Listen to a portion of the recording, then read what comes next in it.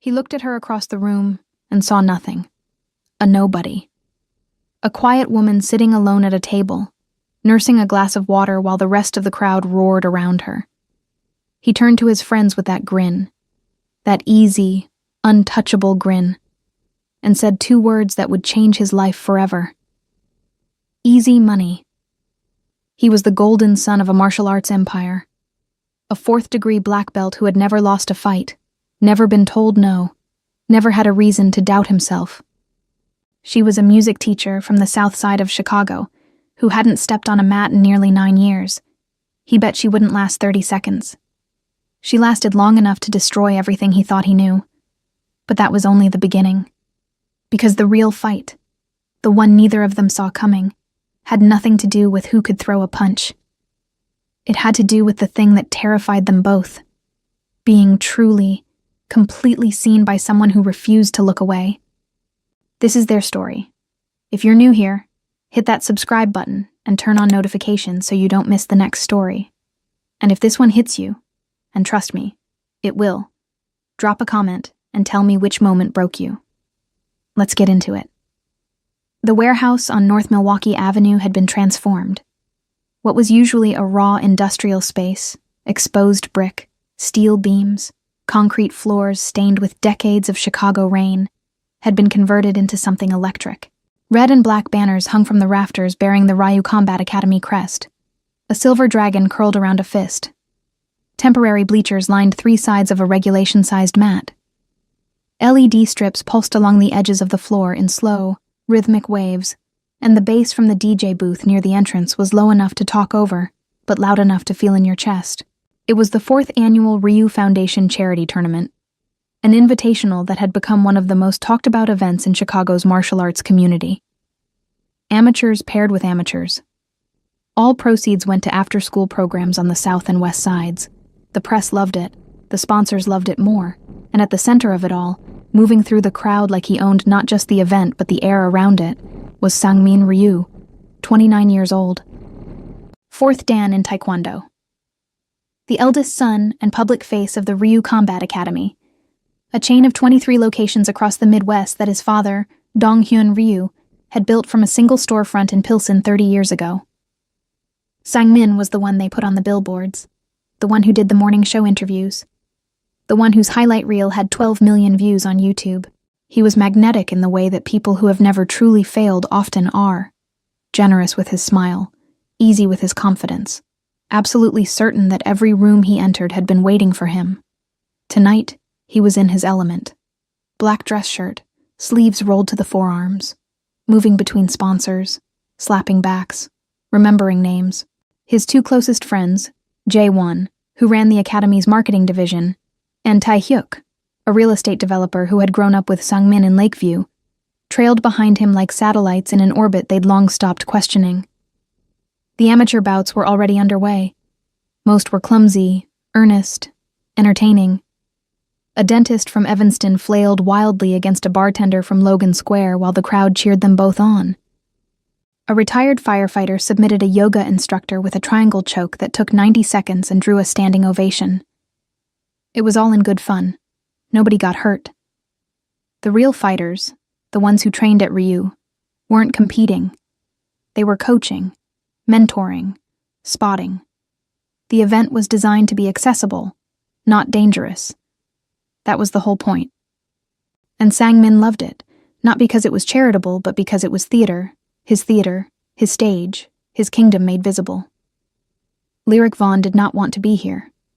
She was 27, a music teacher at Langston Hughes Elementary on the south side, where she taught 4th and 5th graders how to read sheet music, how to hold a bow, how to find the note that lived between the ones on the page. She was good at it, patient, precise, quietly relentless in the way that the best teachers are. Her students adored her because she never raised her voice and always remembered their names. Outside of that classroom, Lyric's life was small by design. A 1-bedroom apartment in Bronzeville, a used Camry with a cracked taillight she kept meaning to fix. Saturday mornings at the Farmer's Gamardier Market on 61st Street. Sunday dinners at her mother's house, where she'd sit in her grandfather's old chair by the window and pretend the silence didn't feel like an open wound. Her best friend, Naomi Carter, had dragged her here tonight with the kind of cheerful, immovable determination that only a 15-year friendship could produce. Naomi was a physical therapist who treated half the fighters at Ryu's Wicker Park location. She knew this world. Lyric did not. Or rather, Lyric had known it once, and had spent the better part of a decade trying to forget. "You need to get out," Naomi had said 3 days ago, standing in Lyric's kitchen with a flyer for the tournament in one hand and a bottle of wine in the other. "You need to exist somewhere, other than that school in your mother's dining room." "I exist plenty." "You exist like a ghost, Lyric. You're 27, and you live like you're 70. When's the last time you did something that scared you?" Lyric hadn't answered, because the honest answer, every single day, just getting through it, wasn't the kind of thing Naomi was asking about.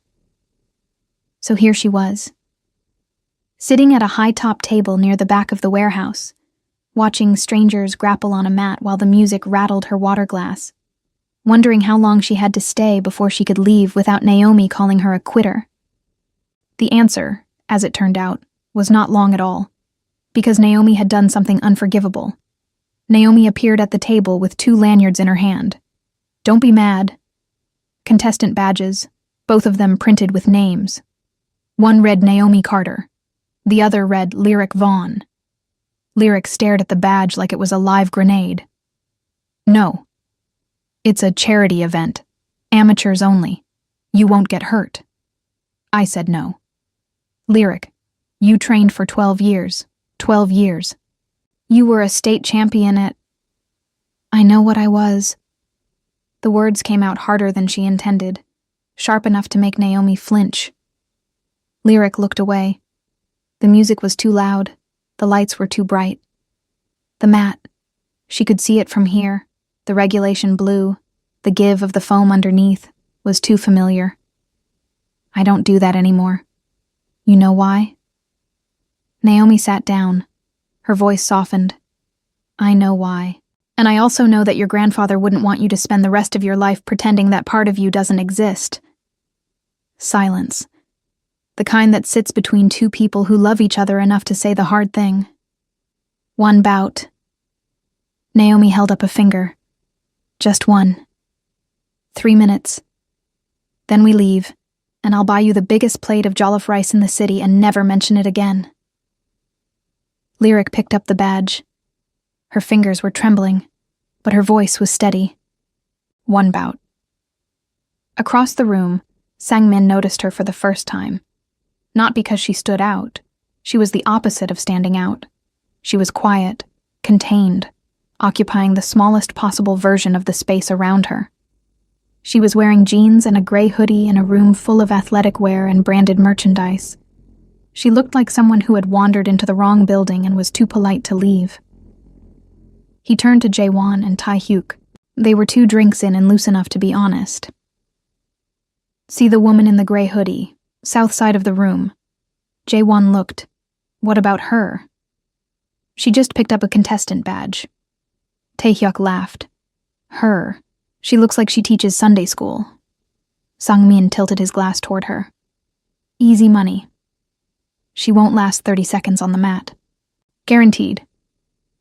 "You want to put something on that?" Tae-hyuk asked, already reaching for his wallet with the grin of a man who loved a sure thing. "Dinner at Oriole, loser pays. Done." They shook on it. Easy money. The easiest, Lyric's bout was scheduled 3rd from the end of the amateur card. Her opponent was a woman named Dara, a CrossFit enthusiast who had taken 6 months of kickboxing and was riding the adrenaline of her first live event. Dara was loud, bouncing on her toes, playing to the crowd. She threw her arms up when the announcer called her name, and the audience responded with the kind of indulgent applause reserved for enthusiastic beginners. Then they called Lyric's name. She walked to the edge of the mat, and something happened. It was invisible to almost everyone in the room. But if you knew what to look for, if you'd spent your life on mats like this one, you'd have seen it. The shift, the way her breathing changed when her bare feet touched the surface, the way her shoulders dropped, not from fear but from release, like a locked door finally swinging open. The way her hands hung at her sides, relaxed, fingers slightly curled, weight centered over the balls of her feet without her even thinking about it. 9 years. 9 years since she'd stood on a mat, and her body remembered everything. Naomi, watching from the edge of the bleachers, pressed her hand over her mouth. The referee signaled. Dara lunged forward with a wide, looping strike that had more enthusiasm than technique. Lyric sidestepped it like water flowing around a stone. Dara swung again. Lyric redirected her arm, slipped her hip underneath Dara's center of gravity, and executed a sweep so clean, so effortless, so textbook perfect that the entire front row went silent. Dara hit the mat. Lyric transitioned without a pause. Knee slide, side control, arm isolation. The whole sequence took maybe 4 seconds. She locked in an arm bar with the kind of quiet, surgical precision that doesn't come from 6 months of classes. It comes from a decade of training, from muscle memory so deep it lives in the bones. Dara tapped before the referee could even step forward. The room was quiet for exactly 1.5 seconds. Then it erupted. Lyric stood up. She didn't raise her arms. She didn't celebrate. She looked at her own hands like she wasn't sure they belonged to her, and then she walked off the mat without looking back. Her eyes were wet, but she was not crying. Not quite. Naomi was waiting for her at the edge. She didn't say anything. She just pulled Lyric into a hug so tight it could have cracked ribs, and Lyric buried her face in Naomi's shoulder and stood there, breathing, while the crowd around them roared for something they didn't understand. Across the room, Sang-min Ryu was not roaring.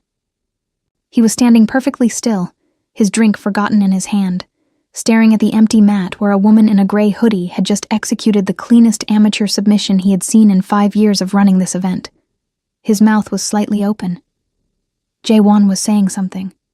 Probably something about dinner at Oriel. But Sang-min wasn't listening. He wasn't thinking about the bet. He wasn't thinking about the money. He was thinking about the look on her face when her feet touched the mat. That shift, that opening, like watching someone remember their own name after years of amnesia. Who the hell was she? Sang-min did not sleep that night. He lay in his penthouse apartment on the 42nd floor of a Lakeshore Drive high-rise, staring at the ceiling while the lights of Chicago's skyline painted slow patterns across the walls, and he replayed those 4 seconds over and over in his mind. The sidestep, the sweep, the transition, the lock. 4 seconds that had dismantled not just Dara, but something fundamental in his understanding of how the world worked. He was a 4th-degree black belt.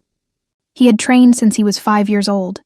He could read a fighter from across the room, their stance, their weight distribution, their experience level, the way a musician reads sheet music. It was instinct. It was his gift. And he had looked at Lyric Vaughn and seen nothing. That was the part that kept him awake. Not that she was good. Good fighters were everywhere. It was that he had been wrong. Completely. Fundamentally. Embarrassingly wrong. He had looked at a state-level grappler and seen a Sunday school teacher, and the error wasn't in his eyes. It was in his assumptions. In the architecture of arrogance that he'd built so carefully he'd forgotten it was there. Easy money. The phrase tasted different now, like something spoiled. By Monday morning, he had her name from the registration forms. Lyric Vaughn, age 27. Emergency contact, Naomi Carter. That was all the form gave him. No gym affiliation, no martial arts background listed, just a name and a phone number he had no right to call. He called Naomi instead. She was, after all, a therapist who worked with his fighters. It was practically professional. "I'm not giving you her number." The words came before he even finished asking. "I just want to talk to her. About training. We have programs." "Sang-min, I've known you for 3 years. I've watched you charm your way through half the women in Wicker Park. My best friend is not a program, and she is definitely not interested in being charmed. I'm not trying to charm anyone. That's what makes you so good at it." A pause. She's been through a lot. She doesn't need someone who treats people like puzzles to solve. That landed. He didn't call back. Instead, he did something he almost never did. He researched. Not the kind of research he was used to. Market analysis, brand positioning, competitor scouting. This was different. He searched amateur martial arts records in Illinois, scrolling through databases from the late 2010s until he found it. Lyric Vaughn, Illinois State Jiu-Jitsu Championship, 2016 and 2017. Gold medal both years in the women's featherweight division. Listed gym, Vaughn Martial Arts, 7834, South Cottage Grove Avenue. Vaughn Martial Arts. Not a franchise. Not a chain. A family name on a small building on the south side. He drove there on a Wednesday afternoon, telling himself it was curiosity, not obsession. The building was still standing. Barely. A narrow storefront wedged between a laundromat and a barber shop, its windows covered with plywood. Its sign, hand-painted, faded to ghosts, still legible if you knew what you were looking for. Vaughn Martial Arts. Discipline. Honor. Heart. Est. 1989. He parked across the street and stared at it for 20 minutes. He didn't know what he'd expected to find, but it wasn't this small, forgotten place that felt more like a memorial than a business. He thought about his father's empire. 23 locations, gleaming facilities, corporate sponsors. And then he thought about this place, where a woman had learned to fight so well that 9 years of rust couldn't dull the edge. Something about that comparison made him deeply uncomfortable, and he couldn't figure out why. He found Lyric by accident. Or rather, he found her because Chicago, for all its size, is a city of neighborhoods, and neighborhoods have rhythms. He started going to a coffee shop in Bronzeville. Not hers, but close enough to her orbit that their paths crossed on a Saturday morning 2 weeks after the tournament. She was sitting at a corner table with a stack of sheet music and a cup of tea, a pen tucked behind her ear, mouthing notes silently as she marked the pages. He almost didn't recognize her, not because she looked different, but because she looked the same. That same quiet containment, that same deliberate smallness. The woman who had dismantled an opponent in 4 seconds was sitting in a coffee shop arranging Vivaldi for 10-year-olds, and the contradiction was so stark it made his chest tight. He bought his coffee. He sat 2 tables away. He pretended to check his phone. He lasted approximately 4 minutes before he spoke. "You're Lyric, from the tournament." She looked up. Her expression wasn't hostile, but it wasn't warm either. It was the look of someone who had already decided how this conversation was going to go. "And you're Sangmin Ryu. Your name is on the building. You know who I am. Everyone at that event knew who you were. You made sure of it." She went back to her sheet music. "Can I help you with something?" The dismissal was so clean it almost made him smile. Almost. "I wanted to say that what you did on that mat was a mistake." He blinked. "A mistake. I shouldn't have been there. My friend signed me up without asking. I did 1 bout and I left. I don't do that anymore." "Do what? Win?" The look she gave him could have frozen Lake Michigan in July. "Compete, fight, any of it. I teach music. That's what I do. With hands that can lock an armbar like that. With hands that can play a cello, which is what they're for now." She gathered her papers, her tea, her pen. She was leaving. He was losing her, and for reasons he couldn't articulate. That felt catastrophic. "Your grandfather's dojang." The words came out too fast, before he could stop himself. "On Cottage Grove. You trained there." She stopped. Everything about her went still. Not the relaxed stillness of the mat, but the brittle stillness of something about to break. "How do you know about that?" "I looked you up, after the tournament. I found your competition records, and the gym was listed, 'You looked me up.' It wasn't a question, it was a verdict. I was curious. I was a woman at your event, and you lost a bet on me, and now you're curious." She turned to face him fully, and for the first time, he saw it. Not anger, not hostility, but something much worse. Exhaustion.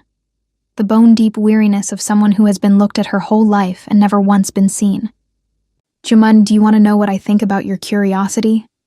I think you're a man who's used to understanding everything and everyone around him. And when something doesn't fit into your neat little categories, you can't rest until you've figured it out and filed it away. I'm not a puzzle, sang Min, and I'm not easy money. She knew about the bet. Someone had told her. Maybe Naomi. Maybe someone who overheard. And she knew. He stood there in the coffee shop, holding his overpriced latte, watching her walk out the door, and felt something he hadn't felt in years, maybe ever. Shame. Not the superficial kind, not embarrassment, not wounded pride. Real shame. The kind that sits in your stomach like a stone and makes you look at yourself with the lights on. He had reduced her to entertainment, to a punchline, to a line on a bet that he'd made without a single thought about who she actually was. Easy money. He wanted to go back in time and slap the glass out of his own hand. He didn't chase her. He went home, sat in his apartment, and for the first time in his adult life, asked himself a question he'd been avoiding since he was old enough to understand what his last name meant. What have I actually earned? The answer, when it came, was devastating in its simplicity. Nothing. 3 weeks passed. He threw himself into work, the academy, the foundation, the meetings with his father's business partners that he usually treated as performances. But something had shifted. He noticed things he'd never noticed before. The way his father's associates talked about the South Side, like it was a market to be captured, not a place where people lived. The way the Academy's expansion plans were always moving outward, always consuming, never asking what was already there. He started driving through neighborhoods he'd never spent time in. Not Lyric's neighborhood, he wasn't a stalker, whatever she might think, but neighborhoods like it. Places with hand-painted signs and buildings that held decades of someone's life in their walls. He didn't know what he was looking for. He just knew that the version of Chicago he'd been living in, the skyline version, the penthouse version, the brand deal version, was missing something essential, and the absence was starting to feel like a lie. On a Thursday evening in early July, he walked into a community center on the west side that ran a free after-school program. No cameras, no branded gear, no entourage. Just him, a pair of sweats, and a willingness to hold pads for 12-year-olds who wanted to learn how to throw a proper roundhouse kick. The kids didn't know his name. The program director, a retired boxer named Earl, looked at him sideways for about 10 minutes, then handed him a pair of focus mitts. Make yourself useful. He went back the next Thursday, and the one after that. He didn't tell anyone. Not Jae-won, not Tae-hyuk, not his father. It was the first thing he had done in years that existed purely because it was right, not because it was strategic, and the feeling was so unfamiliar it nearly knocked the wind out of him. That was where Lyric found him. She was there to drop off donated instruments, 3 recorders, a dented trumpet, and a violin that had seen better decades. For the center's music program, which shared space with the boxing program on alternating afternoons. She walked in with a cardboard box in her arms, saw him kneeling on the gym floor tying a kid's boxing glove, and stopped dead in the doorway. He looked up. Their eyes met across a room that smelled like floor wax and sweat and old dreams, and neither of them said a word for a long, suspended moment.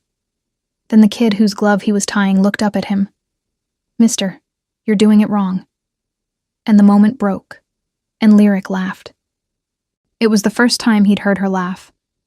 A real laugh, not polite, not restrained, sudden and bright and completely unguarded. It changed everything about the room. "You're doing it wrong," she confirmed, setting the box down and crossing to him.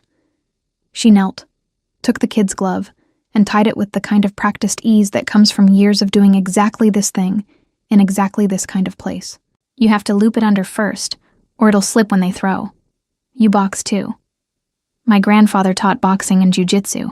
I grew up tying gloves before I could tie my own shoes." It was the first real thing she had ever told him. Not a deflection, not a dismissal. A fact, offered freely. And he received it like a gift he wasn't sure he deserved. They didn't become friends that day, but they stopped being strangers. Over the next 3 weeks, their schedules overlapped at the community center often enough that the overlap stopped feeling accidental. He came on Thursdays for the boxing program, She came on alternating Tuesdays and Thursdays for the music program. When their days collided, they'd end up in the same hallway, or the same break room, or sitting on the same bench outside while Earl locked up. She was guarded, but she wasn't cruel. When she talked, she was precise, thoughtful, occasionally funny in a way that caught him off guard. Dry observations delivered with such a straight face that he'd be 3 sentences past the joke before it hit him. She listened more than she spoke. But when she spoke, every word was chosen. He learned her in pieces. Her grandfather, James Vaughn, had opened the dojang in 1989 after 20 years in the army. He taught jiu-jitsu and boxing to anyone who walked through the door. Kids, adults, ex-offenders, single mothers, anyone. The dojang was never profitable. It survived on James Vaughn's military pension and the stubborn refusal of a man who believed that discipline could save lives if you taught it with love. Lyric had trained there from the age of 7. She was James's shadow, his protege, the one who inherited his patience and his technique, and his quiet, immovable belief that strength wasn't about power. It was about knowing exactly where to put it. James Vaughn died on a Saturday in November 2017. A stroke, sudden and merciless. He was 68 years old. Lyric was 19. She stopped fighting the same week. Closed the dojang. Packed his belts into a box and put them in the back of her closet. Enrolled in the music education program at DePaul University and built a new life, a smaller life, a quieter life, a life in which the thing she loved most couldn't remind her of the person she had lost. She told Sang-min this on a warm evening in July, sitting on the bench outside the community center, watching the sun drop behind the rooftops of the west side. She told it plainly, without drama, in the matter-of-fact tone of someone who had carried this weight for so long it had become part of her posture. He didn't say he was sorry. He didn't try to fix it. He just sat there, next to her, and let the silence hold the weight she'd put down. It was, she would realize much later, the first time someone had done that. By the 3rd week of July, Sang-min Ryu was in trouble, and he knew it. He knew it because he was thinking about a woman, more than he was thinking about the quarterly revenue projections his father had asked for. He knew it because he'd started listening to Vivaldi, specifically the cello suites, on his morning runs along the lakeshore, and every time the low notes swelled, he thought of her hands on the sheet music in that coffee shop. He knew it because Jae-won had asked him 3 times if he was feeling okay, and Tae-hyuk had straight up asked him if he'd been abducted and replaced by a more thoughtful alien. You turned down courtside seats to go volunteer at a gym on the west side. Tae-hyuk was incredulous. Who are you? Someone who's trying to be better than what I was. Since when do you care about being better? Since a woman in a gray hoodie made him realize that being impressive and being good were 2 entirely different things. But the trouble wasn't just that he was falling for Lyric. The trouble was that Lyric was not falling for him. Or if she was fighting it with every tool in her considerable arsenal. She maintained distance with an expertise that bordered on martial arts in itself. She was warm enough to keep him close, guarded enough to keep him out. She'd laugh at his jokes but deflect every personal question. She'd meet his eyes across the community center and then look away before the moment could become anything. She existed in the exact space between yes and no, and he was starting to understand that this wasn't a game. This was survival. She had lost the person she loved most in the world, and she had responded by making herself unreachable, because you can't lose what you never let yourself have. He understood this because he was starting to recognize the same architecture in himself. Sang-min Ryu had never lost a fight. He had also never been in one that mattered. His entire life, the belts, the trophies, the sponsorships, the penthouse, was a highlight reel of victories that cost him nothing. His father had handed him a kingdom, and instead of building something of his own, he'd spent 10 years performing the role of heir, never once stepping outside the script. Lyric was the first thing that wasn't in the script. She didn't care about his name, his money, his record. She responded to the version of him that showed up in sweats to tie kids on boxing gloves, the version that didn't perform, didn't posture, didn't have a brand strategy. And that version of him, the one she seemed to almost trust, was also the version his father had spent decades dismissing. The confrontation with Dong-hyun came on a Friday afternoon in late July, in the glass-walled office on the 40th floor of the Ryu Properties building downtown. Dong-hyun Ryu was 63 years old and had the bearing of a man who had punched his way out of poverty and never quite stopped swinging. He had emigrated from Busan at 22 with a black belt, $400, and a conviction that America owed him nothing, and he would take everything anyway. The Ryu Combat Academy was his monument, not to martial arts, but to willpower. Every location, every franchise agreement, every branded protein shake was proof that Dong-hyun Ryu had bent the world to his specifications. His son, in his estimation, was soft. Talented, yes. Photogenic, certainly. But soft. A face for the brand, not a backbone for the business. The quarterly projections, Dong-hyun said without looking up from his desk. You're late. I've been busy. Busy. The word came out flat, unimpressed. Doing what? I hear you've been volunteering at a community center, tying children's shoes. News traveled fast in the Ryu orbit. Sang-min felt his jaw tighten. Boxing gloves, actually. Is this a phase? Or are you making a statement? Maybe I'm just trying to do something that matters. Dong-hyun finally looked up. His gaze was steady, appraising, utterly devoid of warmth. Everything you do matters, Sang-min. You carry this family's name. When you play at being humble in a neighborhood gym, you are making a statement about this family's brand. Do you understand that? Maybe the brand isn't the most important thing in the world. The silence that followed was the kind that reshapes rooms. Dong-hyun set his pen down with the deliberate precision of a man who has practiced controlling his temper for 40 years. The brand, Dong-hyun's voice dropped, is the only reason you have the luxury of pretending it doesn't matter. Sang-min left without delivering the projections. He drove to the community center, but it was closed. He sat in his car in the parking lot, gripping the steering wheel, breathing through the fury and the fear and the thing underneath both of them that he didn't have a name for yet. His phone buzzed, a text from a number he didn't recognize. Earl gave me your number. I hope that's okay. The kids have a showcase next Thursday and they want you there. Lyric. He stared at the message for a long time. Then he typed back, I'll be there. The showcase was held in the community center's multi-purpose room on Thursday, July 30th. Folding chairs arranged in rows. A portable speaker playing walkout music for the boxing demonstrations.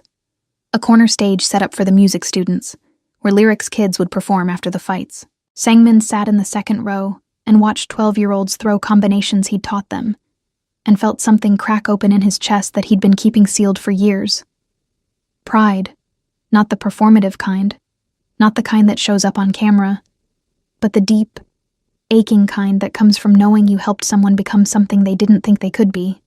Then Lyric students took the stage, 6 kids with instruments they'd barely had for 2 months, playing a simplified arrangement of Pachelbel's canon that was technically imperfect and emotionally devastating. Lyric stood off to the side, conducting with small, precise gestures, her face luminous with a joy so pure it almost hurt to look at. After the showcase, the room emptied slowly, parents taking photos, kids comparing notes, Earl shaking hands and looking like a man who had been reminded why he got into this work in the first place. Sang-min found Lyric in the hallway, packing up instrument cases. He picked up the dented trumpet without being asked, and placed it in its case with the care of someone handling something precious. Your kids were amazing. They were. She was smiling. A real, unguarded, full-wattage smile that did something irreversible to his cardiovascular system. Well, they've only been playing for 8 weeks. Most of them had never touched an instrument before. You gave them that. I gave them access. They did the rest. He wanted to kiss her. The want was so sudden and so total that it took his breath away. He didn't. He stood in that hallway, holding a dented trumpet case, and let the wanting exist without acting on it. And it was the hardest discipline he had ever practiced. Sang-min. Her voice was different now. Softer. The walls were still there, but they were thinner, translucent. He could see through them. Why do you keep coming here? Because this is the only place where I feel like myself. Which self? The one who hasn't figured it out yet. The one who's still trying. She studied him for a long moment. He let her look. No performance, no deflection. Just himself, standing in a hallway, dented trumpet in hand, telling the truth. My grandfather would have liked you. A pause. This version of you. What about you? Do you like this version? A pause. I'm getting there. They walked out together. The night air was thick with summer. Cicadas, car radios, the distant rumble of the L. He carried the instruments to her car. She let him. They stood in the parking lot, surrounded by Chicago's endless, electric hum, and the space between them felt like something holy. Not a gap but a bridge, not yet crossed, waiting. Good night, Sang-min. Good night, Lyric. She got in her car. He watched her drive away, and standing there, in the parking lot of a community center on the west side of Chicago, the heir to a martial arts empire, and a man who had never felt poorer, Sang-min Ryu understood something with absolute clarity. He was in love. And it was the first thing in his life that wasn't easy. August arrived with a heat wave that pressed down on Chicago like a hand. The lake shimmered. The sidewalks radiated. People moved through the city in slow motion, conserving energy, waiting for the weather to break. For Sang-min and Lyric, August was the month of almost. Almost touching, almost confessing, almost becoming something that had a name. They circled each other with the caution of two people who understood, instinctively, that what was building between them was too big for carelessness. He brought her coffee on Tuesdays, a specific order he'd memorized without asking. She texted him articles about martial arts pedagogy that she thought he'd find interesting, and he read every single one. They sat closer on the bench outside the community center. Their conversations ran longer, went deeper, touched places that neither of them showed to anyone else. He told her about his father, about the weight of a name that felt more like a leash than a legacy, about the hollow center of a life that looked perfect from the outside and felt like a performance from within. She told him about the year after her grandfather died. The silence, the grief, the way she'd dismantled her own identity piece by piece until she fit into a shape that couldn't remind her of what she'd lost. I made myself small. On purpose. Because small things don't get noticed, and things that don't get noticed don't get taken away.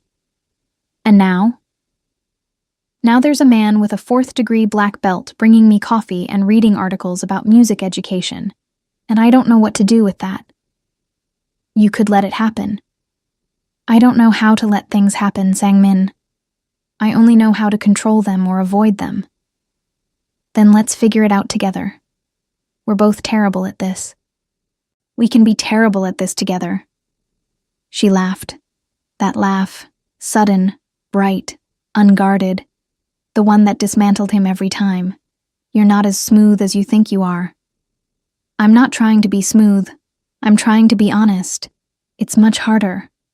The first time he kissed her was on a Wednesday evening in the first week of August, in the parking lot of the community center, under a sky that couldn't decide between orange and violet. It wasn't dramatic. It wasn't cinematic. It was careful, tentative, terrified. The kind of kiss you give someone when you understand that this moment could ruin you. And you're doing it anyway because the alternative is worse. She kissed him back, and then she pulled away, and her eyes were wet, and the words came out barely above a whisper. Don't break this. I won't. You don't know that. I know that I will try harder not to break this than I have ever tried at anything. 2 weeks later, she found the document. It happened the way these things always happen. Not with a dramatic reveal, but with a quiet, accidental, devastating discovery that recontextualizes everything.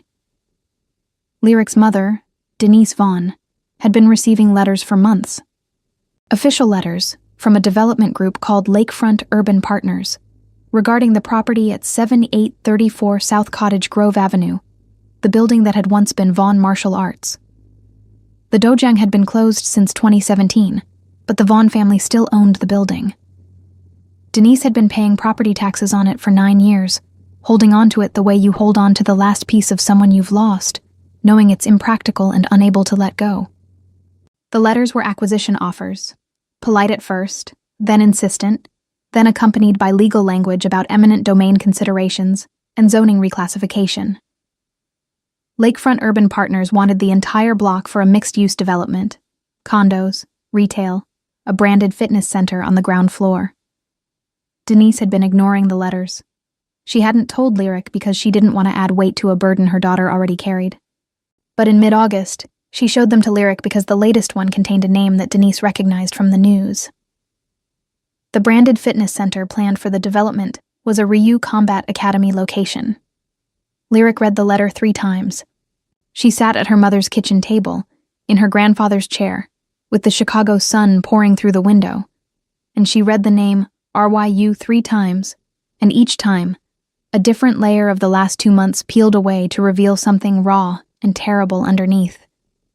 She didn't cry. She didn't scream. She folded the letter with precise, steady hands, placed it on the table, and looked at her mother with eyes that had gone completely flat. How long has this been going on? Since January, but Lyric. Since January. He's known me since June. He's been coming around since June. You don't know that he knew about. His family's company is trying to demolish Grandpa's dojang and build their gym on top of it. And he's been... She stopped, swallowed, started again. He's been bringing me coffee, reading my articles, kissing me in parking lots. And the whole time... You don't know the whole time. I know enough. She drove to his building. Not to the penthouse, to the lobby, where she told the doorman to call up and say that Lyric Vaughn was here, and that if Sangmin Ryu had any decency left, he would come downstairs. He came down in 3 minutes. He was wearing a t-shirt and sweats. No shoes. He looked like he'd been sleeping, or trying to. When he saw her face, whatever warmth had been in his expression drained away, replaced by something cold and knowing, like a man who had always been waiting for this moment and had just been hoping it wouldn't come. Cottage Grove. 1 word, 2 syllables, an address and an accusation. His jaw tightened. Lyric. Did you know, when you came to the coffee shop, when you started showing up at the center, when you asked about my grandfather, did you know that your family was trying to demolish his building? The lobby was empty, except for the doorman, who had suddenly become very interested in his computer screen. The marble floors gleamed. The chandeliers hummed. Everything was beautiful and cold and wrong. Not at first, Sangmin said. Not when I came to the coffee shop. I swear to you, I didn't know. But you found out. Yes. When? He closed his eyes. 3 weeks ago. My father mentioned the Cottage Grove acquisition in a meeting. I recognized the address from the competition records. 3 weeks. Her voice was so steady it was terrifying. You've known for 3 weeks. 3 weeks of bringing me coffee and sitting on that bench and telling me about your father and kissing me, and you said nothing. I was trying to figure out how to what? How to tell me that everything you've been building with me was happening on top of everything your family is trying to destroy. That's not what this is. That's not what we are. What are we, Sangmin? Tell me. Because from where I'm standing, it looks like a man who bet against me before he even knew my name, and when that didn't work, found another way to win. The words hit him like a physical blow. He actually stepped back. You think this was a strategy? You think Lyric, listen to me. What I feel for you has nothing to do with my father's business. I came to that community center because I wanted to be a better person, not because of easy money. She let the words fall quietly, almost to herself, and the phrase, his careless, arrogant, two-word summary of everything he thought she was, landed between them like a grenade that had been waiting to go off for 2 months. He had no defense, not against the truth. The desperation broke through, reaching for something to offer her that wasn't an excuse. I'm going to fight the acquisition. I've already started looking into the legal options. You can stop. You can stop right there.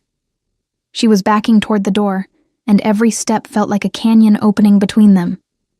I don't need you to save my grandfather's building, Sang-min.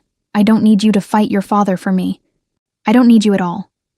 That's the thing you never understood. From the moment you saw me, all you've been doing is deciding what I need. First, I needed to lose. Then I needed to be figured out. Then I needed to be pursued. Then I needed to be saved. And not once, did you ask me what I actually wanted. She turned and walked out. The glass doors of the lobby caught the late August light and threw it across the marble in sharp, golden blades that looked like they could cut. Sang-min stood there for a long time after she left. The doorman didn't say a word. The lobby hummed its expensive, empty hum. He went back upstairs, sat on the floor of his penthouse with his back against the floor-to-ceiling windows, and looked out at the city, the whole sprawling, impossible city, and understood with crushing clarity that he had just lost the only thing he had ever truly wanted. And the worst part, the part that sat in his stomach like a stone and wouldn't move, was that she was right. About every single word. September. The heat broke. Chicago exhaled. The lake turned from glass to steel, and the leaves on the trees along Michigan Avenue began their slow, annual surrender.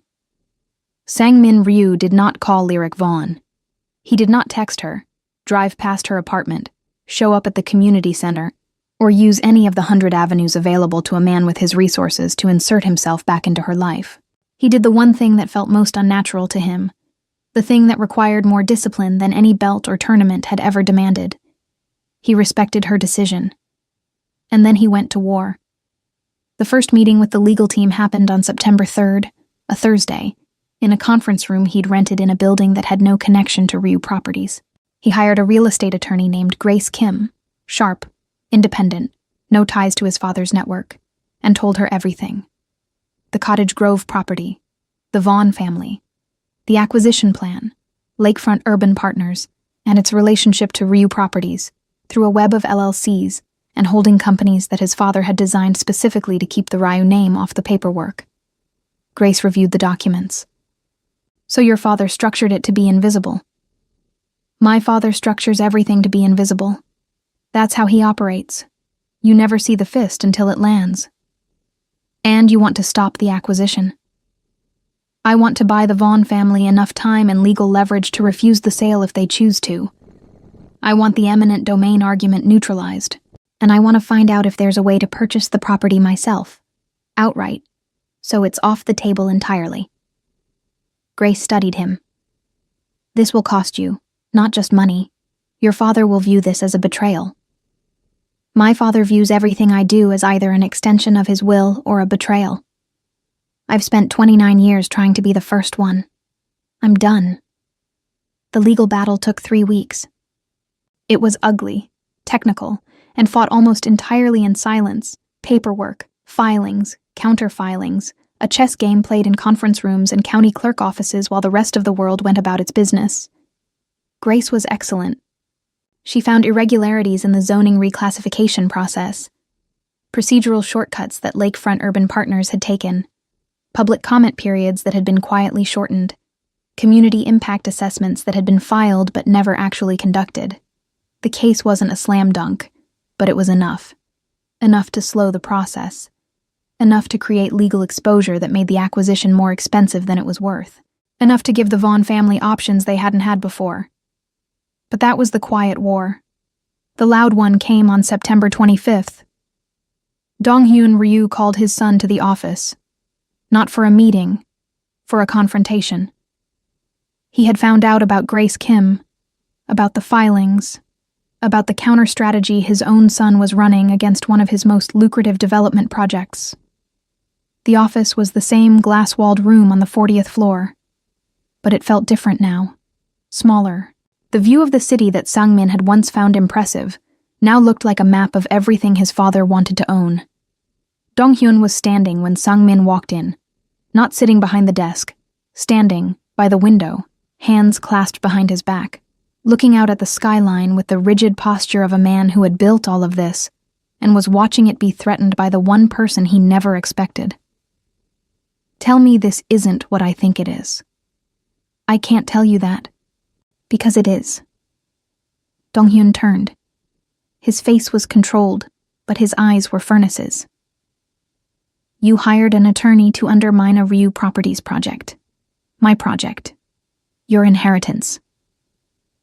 I hired an attorney to protect a family's property from a predatory acquisition process that your company designed to bypass their right to refuse. Their right to refuse. Dong-hyun repeated the phrase like it was spoken in a foreign language. That building has been empty for 9 years. The owner, some old veteran's daughter, pays property taxes on a boarded-up storefront out of sentiment. We offered her above market value.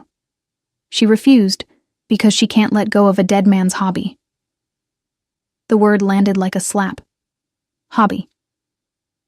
That dead man's hobby taught a 19-year-old girl to become a state champion. His voice was steady, but something underneath it was shaking. That dead man spent 30 years teaching discipline and honor to people in a neighborhood that your company looks at and sees nothing but a revenue opportunity. His name is still on the building, and his granddaughter still feels his presence every time she walks past it. That's not sentiment. That's a legacy. Something you should understand, given how much you expect me to carry yours. Silence. The glass walls of the office reflected the city back on itself, a city watching its own argument. This is about the girl. Dong-hyun's voice was quiet now, quiet and dangerous. This entire thing, the volunteering, the legal games, this performance of conscience, it's about a girl. Her name is Lyric, and no, it's not about her. Not entirely. It's about the fact that I've spent my entire life inside a machine that you built, doing exactly what you designed me to do, and I never once stopped to ask whether the machine was pointed in the right direction. He took a breath. I'm asking now. And the answer? The answer is that I don't want to build an empire that only grows by eating things that are smaller than it. I don't want to carry a name that people fear instead of respect. I don't want to win fights that were rigged before they started. Dong-hyun stared at his son for a long time. The furnace in his eyes didn't go out, but something behind it, something older, something that might have been pride or might have been grief, flickered. If you do this, you are on your own. No position, no equity, no safety net. I know. You will lose everything I built for you. I know that too. And you're choosing this anyway. Sang-min looked at his father, really looked at him, past the power and the posture, past the decades of discipline and control, and saw something he had never let himself see before. A man who was afraid. Not of losing money, not of losing a deal. Afraid of losing his son. Afraid that the one thing he couldn't control with contracts and leverage and willpower was the human being he had created. I'm not choosing against you, Sang-min said. I'm choosing for myself. For the first time. He left the office. He did not look back. The next 72 hours were a controlled demolition of his old life. He resigned from his position at Ryu Combat Academy. A formal letter, hand-delivered, carbon-copied to the board. He moved his personal assets, money he'd earned from endorsements and investments, not family money, into a separate account. He called Grace Kim and authorized the purchase offer for the Cottage Grove property, using his own funds, at a price that would cover the Vaughn family's property taxes for the next decade and then some. Then he called Denise Vaughn. He introduced himself, told her what he'd done, and asked for nothing in return. No gratitude, no relationship, no connection to her daughter. He explained that the property was protected, that the acquisition pressure would stop, and that the building was hers to do with as she chose. Keep it, sell it, reopen it, let it stand. Her choice. Her family's legacy. not his to decide. Denise was quiet for a long time. Then her voice softened. "You're the one she's been crying about." Sangmin closed his eyes. "I'm the one who made her cry." "Yes. She doesn't cry easily. My daughter, she holds things. She holds everything. She hasn't cried like this since her grandfather died. I'm sorry. Don't be sorry. Be worthy of it. If she let you close enough to hurt her, it means she let you closer than she's let anyone in 9 years. Do you understand what I'm telling you?" "Yes, ma'am." "Good. Now I'm going to hang up, and I'm going to tell my daughter what you did. And whatever happens after that is between you and her and God. Are we clear?" "Crystal clear." Denise hung up. Sangmin sat in his newly bare apartment. He'd already begun the process of selling the penthouse, trading down for something smaller, something earned, and waited. Not for a call, not for a text, not for a resolution. He waited because waiting, real waiting, the kind where you don't know the outcome and can't control it and have to sit with the uncertainty, was the fight worth having. The one that didn't come with a belt or a trophy. The one where the only opponent was the version of yourself that wanted to take the easy way out, easy money. He'd spent his whole life chasing it. Now he was learning what the hard money cost. October 11th. A Saturday. Chicago in its glory. The trees along the boulevards burning gold and copper. The sky that particular shade of Midwestern blue that makes you believe the world might be a forgivable place. The building at 7834 South Cottage Grove Avenue had been cleaned, painted, and brought back from the dead. Not renovated. The walls were still the same walls, the floor still the same floor, but revived. The plywood was gone from the windows. New glass let the light pour in. The hand-painted sign had been restored by a local artist who specialized in historical preservation, and it gleamed in the autumn sunlight. Vaughn Martial Arts. Discipline. Honor. Heart. Est. 1989. The grand reopening was Denise Vaughn's idea. Lyric had resisted at first. She was good at resisting. But her mother had a way of making things happen through sheer persistence and the strategic deployment of guilt. Your grandfather didn't build that dojang for it to sit there looking pretty.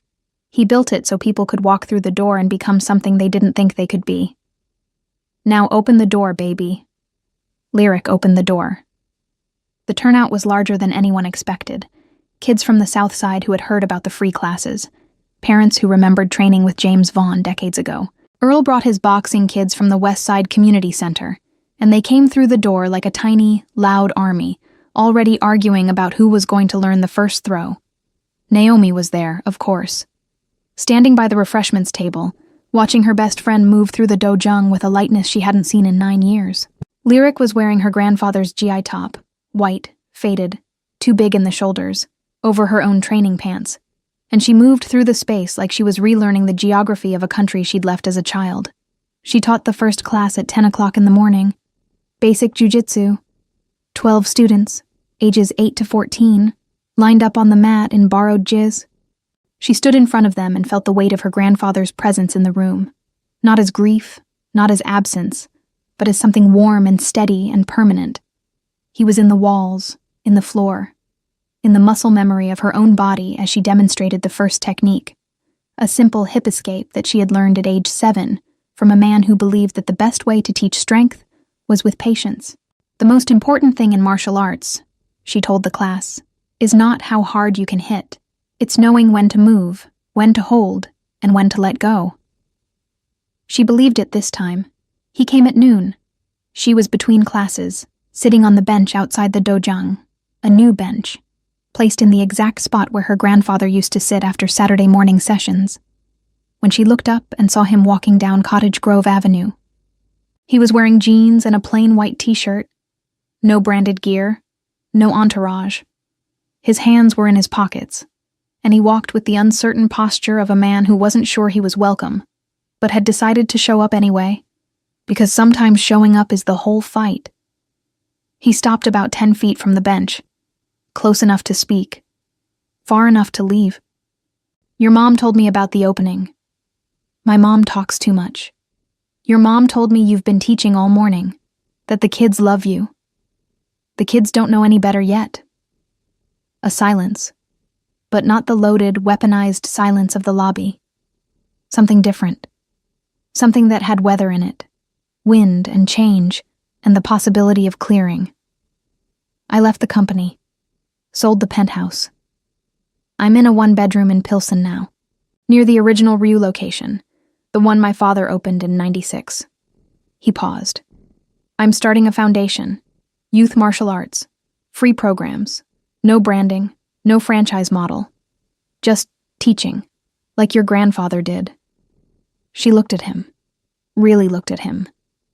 The way she'd looked at him that first day on the mat, reading him with the precision of someone who had been trained to see what was really there, not what was being performed. You gave up everything. I gave up everything that wasn't mine to begin with. The rest. He gestured vaguely at himself, at the street, at the messy, uncertain, wide-open future that stretched out in front of him like an unmarked mat. The rest, I'm building. From scratch. From scratch. She stood up, crossed the distance between them, those 10 feet that had felt like a canyon, until she was standing close enough to touch. You called me easy money. I did. That was the worst read you've ever made. It was the worst read anyone has ever made in the history of reading people. She almost smiled. Almost. And I'm not going to make this easy for you. I know. I'm going to be difficult, and guarded, and slow to trust, and I'm going to test you, and doubt you, and make you earn every single inch of ground. I know that too. And you're choosing this anyway. He looked at her, this quiet, extraordinary, formidable woman who had dismantled him from the first moment he was foolish enough to underestimate her, and said the truest thing he had ever said. And there's nothing easy about you, Lyric Vaughn, and I'm done looking for easy. She took his hand. Not dramatically, not cinematically, the way you take someone's hand when you've decided to walk somewhere together and you don't know the way. Come inside. The afternoon class starts in 20 minutes. I could use someone to help tie the kids' gloves. I've been told I do it wrong. You do. I'll teach you. They walked into the dojang together. The sunlight followed them through the door, and the sign above them, discipline, honor, heart, caught the light and held it. Inside, the mat was waiting. Clean, blue, open, ready for whatever came next. And for the first time in a very long time, so were they. The end.